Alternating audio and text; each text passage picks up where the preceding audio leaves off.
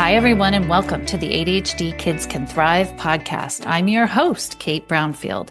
I'm a certified whole person and ADHD parent coach. I'm author of How We Roll, a parent's journey on raising a child with ADHD, and a parent who's been right where you are.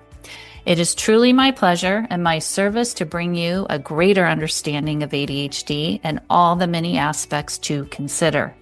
Every child with ADHD is unique, and so are their individual strengths and struggles. If you're looking for tools, insights, and real stories to help you and your child thrive, you're in the right place. You can always find me over at ADHDkidscanthrive.com, and while you're there, you can click to download the first 3 chapters of my book for free. And if you're ready for more personal support, you can always schedule a free consultation with me directly on my website. All right, let's jump into today's conversation. Welcome to the ADHD Kids Can Thrive podcast. Today, my guest is Dr. Chansky. She is founder of the Children's and Adult Center for OCD and Anxiety in Philadelphia. She has helped thousands of children overcome fears and gripping mental compulsions. She is the author of 3 books: Freeing Your Child from Negative Thinking, Freeing Your Child from Obsessive-Compulsive Disorder, and Freeing Yourself from Anxiety. And today, I think we're going to focus on your book about Obsessive-Compulsive Disorder because you have a new edition of that book coming out. Yeah, absolutely. I'm not sure when this will be aired, but August 5th, 2025, totally revised and updated edition of Freeing Your Child from OCD. Okay. And why did you do the update? Like what can parents find in it to help them? Okay. So this was the first book that I wrote 25 years ago, and it's really, I would say my heart has always been with the family. I mean, with all the families that we see, of course, but when I first started to work with families faced with OCD, there was really nothing that was out there to show them landmarks that there was a way forward, that their kids could, get better, have their lives back, their family could have their life back. And so even though folks were saying, write about anxiety, there are more people, I did that later. I just really felt drawn to sharing what I was learning with the families that I was seeing 25 plus years ago. And then when the anniversary came around, I saw this, coming up in this year. Well, actually, it's a little bit of a funny story because I thought not much has changed in 25 years. Silly me, right? And so I thought this will be a very manageable project here for the ADHD podcast, right? Of just managing expectations and, organizing your time. And I thought it was going to be pretty defined to just, I think we'll talk later about strep triggered or, PANDAS, PANS, the kind of medical piece, some updates with medication, things like that. But what I didn't realize was actually how much I had learned and how much I had changed in 25 years. Really, the best teachers we have are the families that we work with. And over the course of these years, I've just refined so much the language of what reaches families, how to facilitate conversations between parents and kids. And so that's why I ended up, and I'm so fortunate that my editor was Oh my gosh. Yeah. To go through, and my family willing to put up with me, doing this. There was just so much refinement that I really wanted to share. And I feel fortunate to have had the opportunity to put that in writing, because when you're lost, which is what families experience when their child is going through any difficulty, but a mental health challenge, which is completely foreign to what, it's not just kind of more worry than we would expect. They're not just really worried about grades or, will their friends like them? Those are challenging enough situations for parents, but it's these things that just really don't make sense and are frightening to parents. And the more frightened that we feel as parents, we can't really Yeah. function. Yeah. And so, being able to lay out the kind of landscape for parents and share the language that's going to help reach their child. We have the first instinct to make things better, to, help people not feel pain. That's a really good instinct. And in this realm, we have to show, feel our empathy and connect with our kids, but understand we also have to go these places that are strange and be willing to, understand that it's not our child that's weird. They already feel that way. Yeah. But the more educated that we are, we can say, that is like OCD normal, we'll say, because kids will be really frightened of why why would they think that they were going to, hurt their little brother or something like that. They don't want to do that. And so when parents are really, kind of up to date with what's the what is sort of the pattern to overlay over these strange things, their anxiety comes down. They can say, this is OCD normal. We can go in and I can help my child label that, help separate my child from what OCD is saying.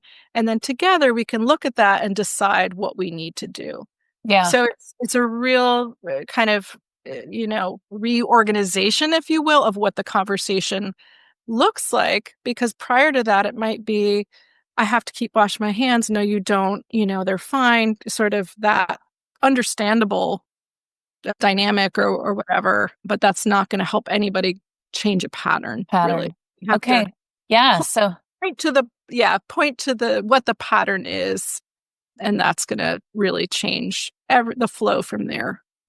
yeah. So once you recognize, so the reason I wanted to have you on this podcast is because I think ADHD is just, we all think we understand what ADHD is. It's like this well-known term out there. And I think families tend to think, oh, it's the ADHD. And if I fix the ADHD, that may fix anxiety and OCD. And that's kind of not always the case, right? It's about detecting what is really going on with your child. Yeah. And that's where you do the work, right? So if you have this combo of ADHD and OCD, and maybe the OCD is where the work needs to happen for the child and within the family to make progress, right? Absolutely. But I would say certainly with something like ADHD, which is not necessarily focused on certain situations, maybe some situations more than others, but it's more, how a child is walking through the world, that it is going to be helpful to do that work, to create that trust, to show that you're on your child's side. You understand, why the brain is busy, that it's a no fault thing, how they can focus, having that foundation first. Then you have that trust to go to the next level, which is about, why your child is washing their hands or, lining up their shoes or whatever it may be. Okay. And how does emotional regulation play into OCD? Yeah, I mean, every way. That's such a that's such a great question. We could just pause there and say, how does emotional regulation play into this conversation? What we do after this? Everything in the world, right? I always say to kids, I'm like, I think if we all learn to regulate our nervous systems, like it would be a peaceful world, wouldn't It it? would be, yes. So yes, absolutely. That, it's understandable that, say, just for the parent, if they come upon their child up at 1 a.m, I don't know, tucking in their sheets just right because it feels like they can't go to sleep if everything's not right, but when they get into bed, it moves, whatever it may be. Of course, we're going to have that up regulation, if you will. We're going to have a lot of, reactivity to that, feeling like, uh-oh, something's wrong. I have to, again, what's the first instinct? I need to stop that. You know, that's not right. And so if we can work on down regulating our nervous systems and it helps. This is why I write books. It helps to understand what's going on. If we understand it, we're willing to down regulate. Yeah. If we don't understand it, it wouldn't make sense not to kind of keep escalating to say like, well, what is it? What is it? So by understanding, okay, right, they're caught in a loop. It's not that they're not in danger, but they are caught in a loop. My goal is to connect with my child, not correct them, connect, and then point to the problem. The patterns are really, they're keeping you up, or OCD's, really, really rough tonight. We got to work together because you need to go to sleep. So when we can know that part of our job that's going to determine how effective we are in everything else we do is to kind of pause, take a second, down regulate, then we're just going to bring our calm to our kids, which is really what they need. Yeah. Okay. All right. So let's talk about the difference between, like, give us a highlight with your expertise of just what anxiety is and maybe like how that looks a little bit different than what OCD is. Do they often go hand in hand? They do. And, ADHD also can overlap, as you know, tics. It's just kind of a lot of traffic in the brain, but what department is it in? So with anxiety, it's going to be more about worrying ahead about something, feeling like something might be wrong, feeling like you need to plan for something, sort of, assuming the worst of a situation and that there's nothing that you can do about it. These are not choices that we make to have those, kind of thought paths start. That's something that is a wiring issue. Fortunately, when we recognize that that's what's happening, we can start to question that, name what's happening. My worry brain is saying, I'm going to fail the test, or people are going to laugh at me or something. Okay, what do I think about that? Again, making that separation between what worry is saying and what you think. And then, you start to change that pattern, that it might not be that, either you'll nip it in the bud sooner, not listening to worry and the next worry and the next worry, or you just really change the pattern that that's not how you're thinking about the world. There might still be situations that warrant pausing and, being concerned about it, but it's sort of not the default frame of how you're going to walk through the world. So with anxiety and worry, it's more the what ifs, what could happen, feeling like something could be wrong, planning ahead, that kind of thing. Yeah. And so with OCD, it's more of a kind of like superstition on steroids, if you will. It's, thinking things that don't make sense even to the child. Either, sort of magical, I need to do something, I need to tap my book 4 times. I need to tap everything. Whoops, it started with the book, but now it's everything in my life because there are 4 people in my family. And if I don't tap 4 times, something bad's going to happen to my family. And it's not that kids are wanting to think that way. This OCD is, I say, in a positive way. It's a medical, biobehavioral disorder. This is not your creation. Fortunately, we're able to make changes with things that come up, but it's not like your child is trying to think this way. A lot of times, like I said, it doesn't make sense to kids themselves. They get frustrated with themselves. That's another kind of landmark for parents to be able to say, this isn't you, that's your OCD. It is really frustrating. It feels really personal. But guess what? There are millions of people around the world having those same thoughts intrude right now. Just like, they may have a really different life, but this is just how that works.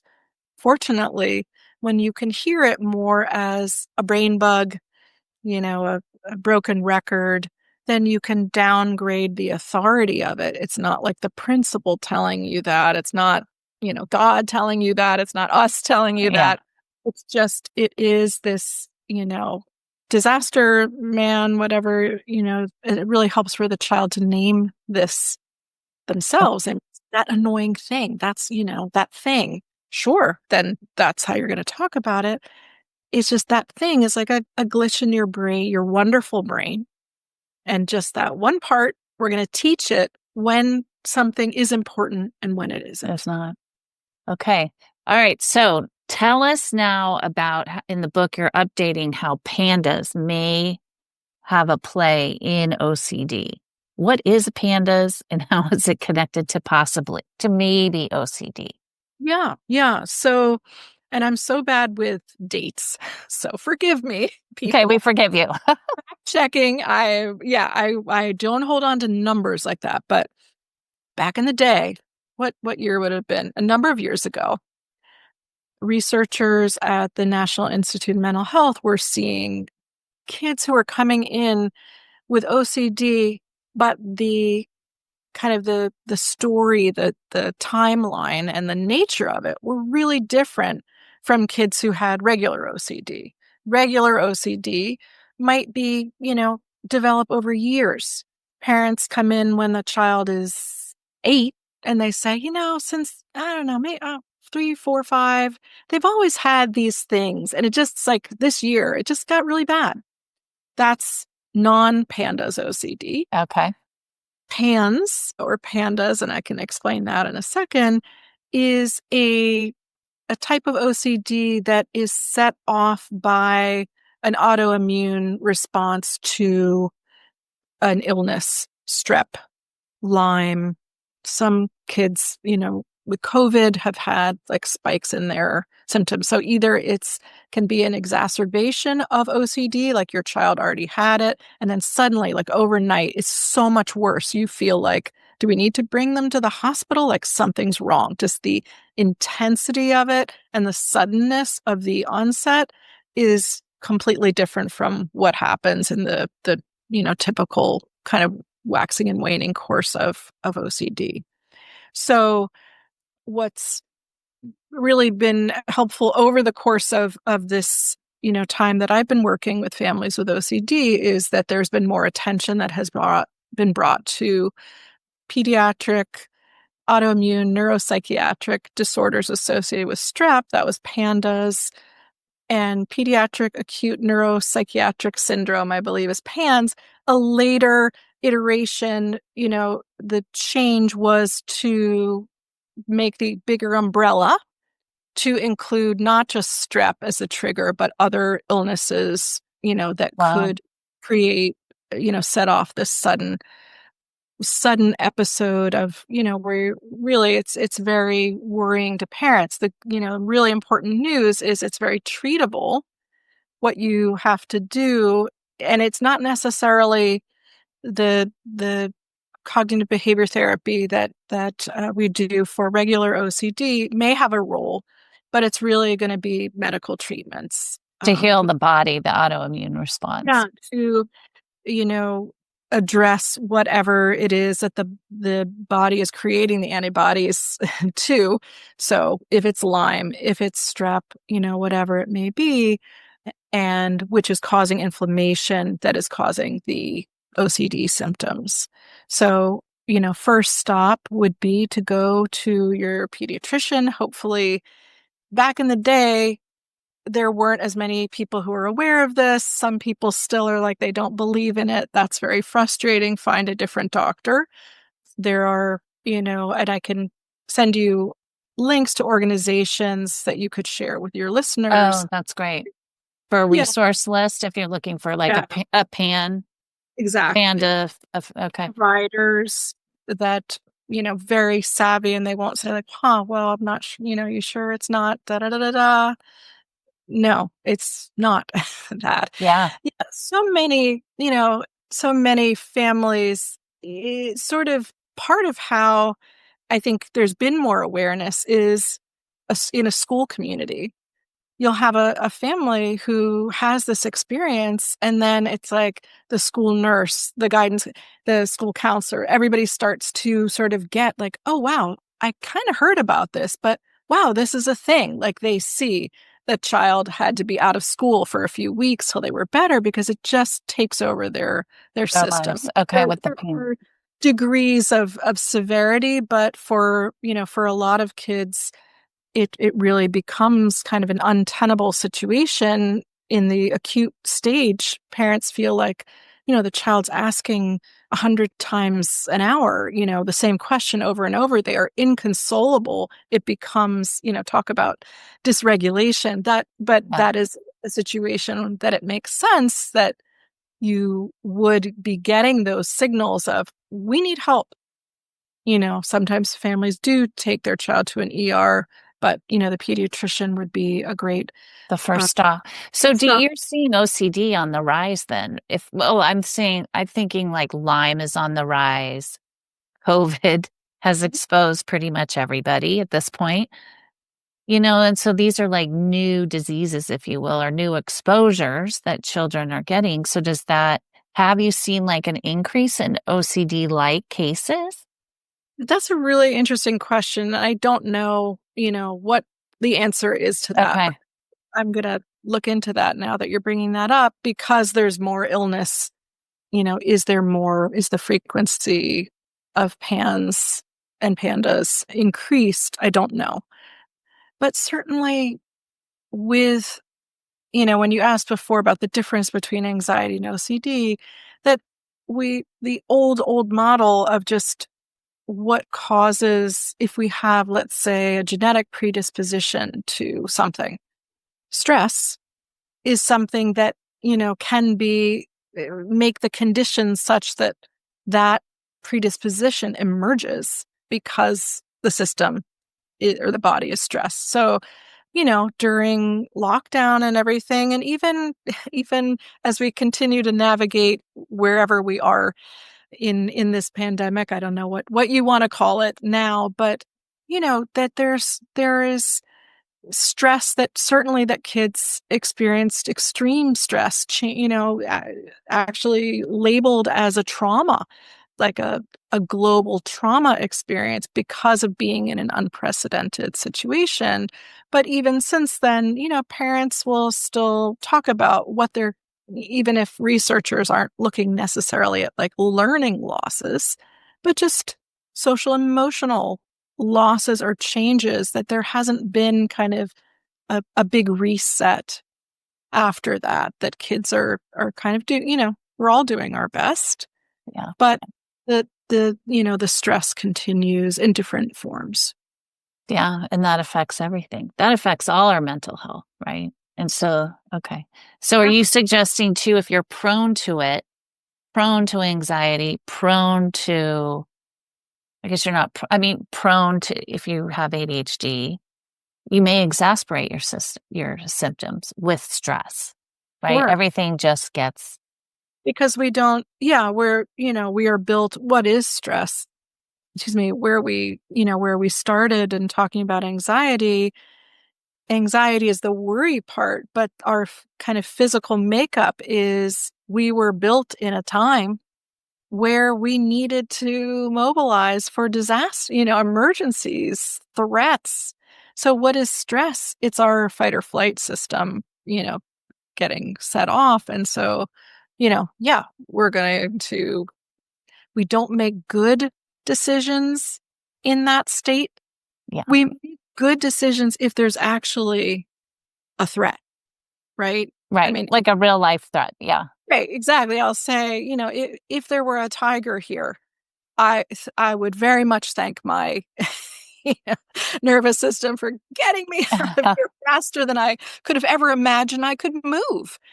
But when it's not a tiger, when it's a picture of a tiger, when it's a test the next day, having that dysregulation doesn't help us study for the test. That's where really I like to help kids and parents understand how we're built so we can interpret those signals that are coming up for us more accurately. We're not, freaking out because freaking out is the response that would be the most adaptive. It's our nervous system just, kind of jumping, jumping ahead because that's what it does. Yeah. But then we can come in and say like, okay, I'm nervous about the test, but what's going to be, like what's sort of the plan that I need for it, doing that fact checking. Yeah. Okay. So if your child does have OCD, there is help and treatment options Absolutely. available for families. Yeah. And can you highlight some, just like what would be the names of the treatment that parents could explore if they're worried their child has OCD, or they know they have OCD, but they haven't done any kind of treatment plan? Like what are those options? Yeah, absolutely. So there's the treatment that I talk about in the book and it is, first line treatment for children is a kind of cognitive behavior therapy that is exposure and response prevention. So basically, it seems very counterintuitive that if a child is afraid of touching the floor, you know, and won't, is hopping around the room to prevent that or something, or, not touching anything because they don't want their hands to get dirty, then the treatment would be to help them understand the signals that they're getting, help them, have agency to say why they think those signals aren't exactly right. And then step by step, actually doing what we call exposures or courage challenges to, you know, whatever they're ready for. You just need something they can say yes to. They might say no to a lot, but just the step that they are ready to stretch to challenge and change that pattern of their brain saying, like, if you touch the floor, your hands touch the table that other kids touch, someone in your family is going to die or you're going to get sick or something like that.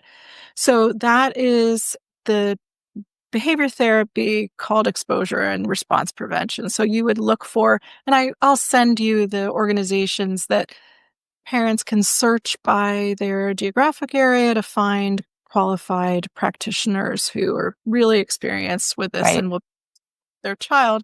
So there's that. There's medication, which is not the first line for kids.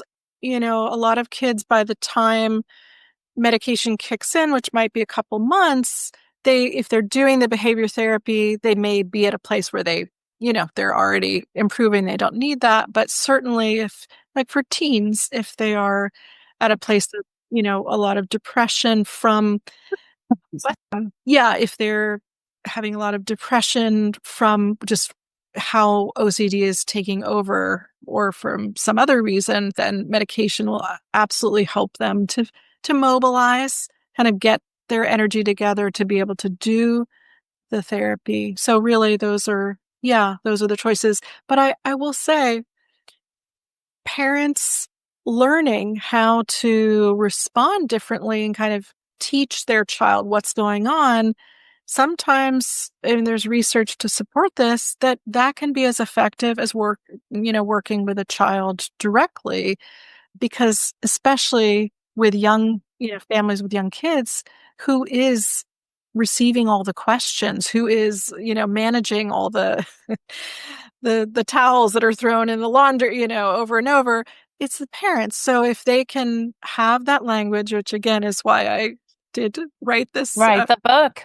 and share just how to create cooperation and a sense of collaboration in facing what the brain is saying so that you're not the enemy, your child is not the enemy, that you really can see so much change happen. And that might be enough even to just have parents be really informed about what to do and how to respond to OCD situations. Wow. can have a huge impact Mm.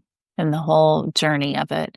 And as do OCD kids, if you're working on it as a family and perhaps with outside support, does an OCD child who turns into an adult, is that like kind of arc of their development like with a typical child, or is it kind of more takes a little bit more time for them to I guess my question is when I look at is it like ADHD kids? I guess if they, where it just takes a little bit longer in their own development of their executive functioning system. Is that true for Yeah, OCD kids? right. That's again, I think it's so great to have this conversation together because there are ways that ADHD and OCD kind of have similar impacts and interference in, moments Right. of, right? But in their ways that it's really different, we don't say that we can cure OCD, but we do expect, and we see, and I always tell families, like, I wouldn't love my work so much if we couldn't make change happen or help kids to make change for themselves, that it's more that treatment would be whatever it would be. Maybe it's, a couple of months, or even if it's, a year or something like that, that kids learn in that time how not just how to respond to the symptoms that they're having or the triggers that they're having. And in that process, neuroplasticity, so wonderful, change the brain pattern so they don't keep getting those signals, to wash their hands or whatever. Or if they do, they know so much that they're able to kind of pivot and override those. But they learn that for a lifetime. Maybe, I have folks who I will work with for, intensely for a number of months.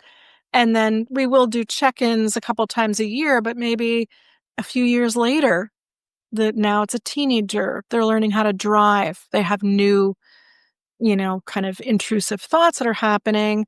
It's not a long therapy again, usually, but they need a booster, A a tune reminder. on, tune in, tune up. This situation, kind of, oh, right, that's OCD again. What's it saying? Yeah, what do I do? So, with really the prognosis is good, that this is something that is highly treatable, and that that kids will be able to affect a change, that this isn't how they will be walking through life. They won't, need to be they won't need to be kind of working around this all the time Yeah. to manage it, which I think of with ADHD, finding adaptive strategies to manage what the brain's tendencies are, to take you off course or keep you on a course that you need to, kind of switch from. That I I think, I think of that, but you can tell me if I have a wrong view of that's kind of a longer arc of a managing, your executive functioning. Yeah. Okay. That's good to know. Okay. So as we wrap up, what would be kind of you said a lot. What would I'm be, so sorry too. no, it's been I didn't take wonderful. enough breaths between. Yeah, You know what? It's great. I think, like, if you're a parent or know somebody that you think OCD is, really affecting their life and you're not sure what to do, this is fantastic. Very informative. But if we tied it up, like, what would be kind of your parting words of wisdom, which is for sure by the book, because there's so much it sounds like you can learn and figure, just learn how your role is as a parent to support your child. yeah. I tell families that often at the end of a first session, kids feel better. Wow. One knows what's going. It's not like the work is done, but the work can start. The work can start to change in a new direction of not just how do we get out of the house with these symptoms being so time consuming. It's how are we going to, reframe what's happening so that step by step we're reshaping what, those rituals are. So eventually the child is doing things. I call it last yearing it. How did your brain tell you to, handle those situations last year? well, I wasn't having that. Right. And things were pretty good. Let's look at, how do we last year it here? How do we get closer and closer to last yearing it? If that makes sense. Yeah. So Yeah. the message is, that even just going to someone or reading the book, you will feel, I think you will know that people have gone here before. You feel so lost, but everything you're saying has been experienced by, thousands, if not more people. And there are really clear pathways through. Your child will respond to you once you know how to talk about it. And there's, lots of support and help to, make that journey, whatever parents need, really. More and more people, it's a different time. More and more people know how to treat OCD. So it won't be like it used to be, people didn't go to treatment because no one knew how to help them. Yeah. And the few people who did, it was hard to access. Yeah. Yeah. So it's a So very hopeful picture.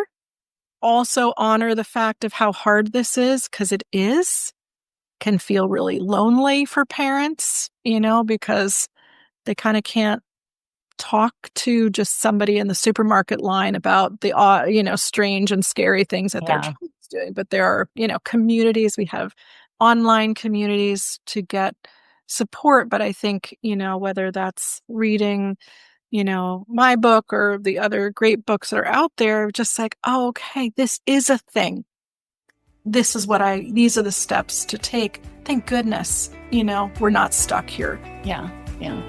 This is wonderful. Thank you for your time today. Gosh, Kate, it was a pleasure. Yeah. Yes.